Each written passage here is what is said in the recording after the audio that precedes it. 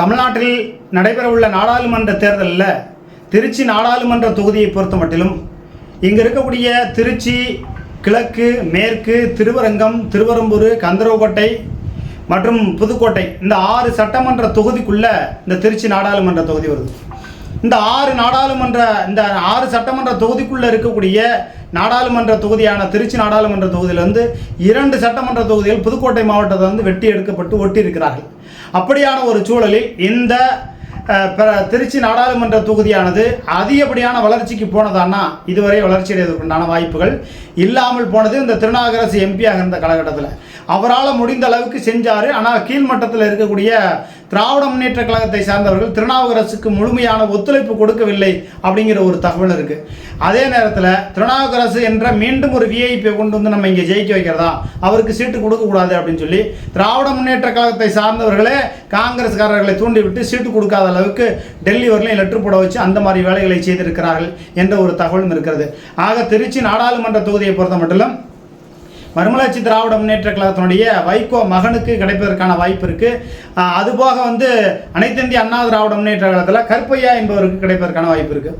கருப்பையா வந்து புதுக்கோட்டை, கந்தரவக்கோட்டை சட்டமன்ற தொகுதிக்குள்ளே பிரபலமானவர். அதை தாண்டி திருவரம்பூர் தொகுதிக்குள்ளே அவருக்கான ஓட்டு வங்கிகள் இருக்குது. அதற்கான காரணம் என்னென்னா, திருச்சி புறநகர் தெற்கு மாவட்டத்தில் பாக்குமார் அவர்கள் கட்சியினுடைய வளர்ச்சியை அதிகப்படியாக வளர்த்து கொண்டு போயிருக்கார்.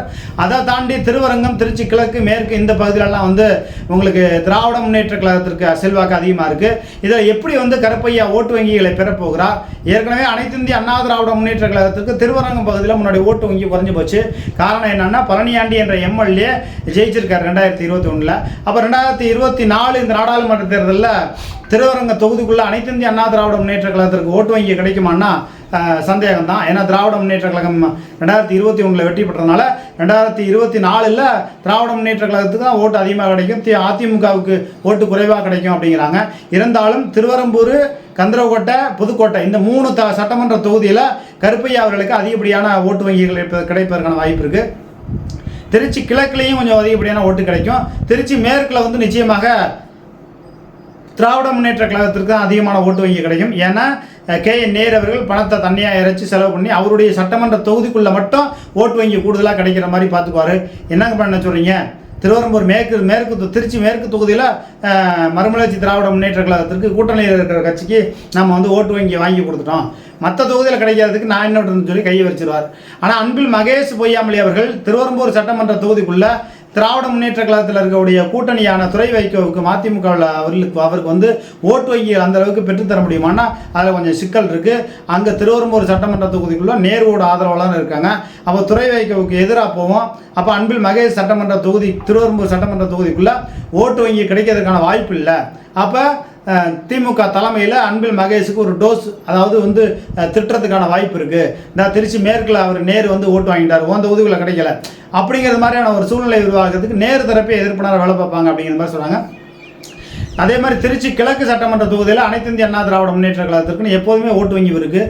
அதில் வந்து மாநகர பகுதி இருந்தாலும் கூட, கார்த்திகேயன் பல்வேறு பகுதியில் உள்ளவர்கள் இருந்தாலும் கூட எப்போதுமே ஓட்டு வங்கி அதிகமாக இருக்குது. அது வந்து கார்த்திகேயன் செல்வாக்கு, சீனிவாசன் செல்வாக்குன்னெலாம் கிடையாது, எப்போதுமே இருக்குது. ஆனால் இந்த முறை 2024 நாடாளுமன்ற தேர்தலில் மாநகர பகுதியில் அனைத்து இந்திய அண்ணா திராவிட முன்னேற்ற கழகத்திற்கு ஓட்டு வங்கி குறைவாக தான் கிடைக்கும். ஏன்னா 6 மாநகர பகுதியில் இருக்கக்கூடிய ஒரு 6 பகுதி செயலாளர்கள் மாவட்ட செயலருக்கு எதிராக இருக்காங்க, சீனிவாசனுக்கு எதிராக அப்படிங்கிறது மாதிரியான ஒரு சூழல் இருக்குது. ஆனால் கருப்பையா அவர்களுக்கு அந்த 3 தொகுதியில் எடுத்து கொடுத்தா தான் புதுக்கோட்டை, கந்தரவக்கோட்டை, திருவரம்பூர் இந்த 3 சட்டமன்ற தொகுதியில் கூடுதலான ஓட்டு கிடைக்கும். துறை வைகோவுக்கு வந்து திருவரம்பூரில் ஓரளவு கிடைக்கும். திருச்சி கிழக்கு, மேற்கு, திருவரங்கம் இந்த 3 சட்டமன்ற தொகுதியில் ஓட்டு வங்கி அதிகமாக கிடைக்கும்.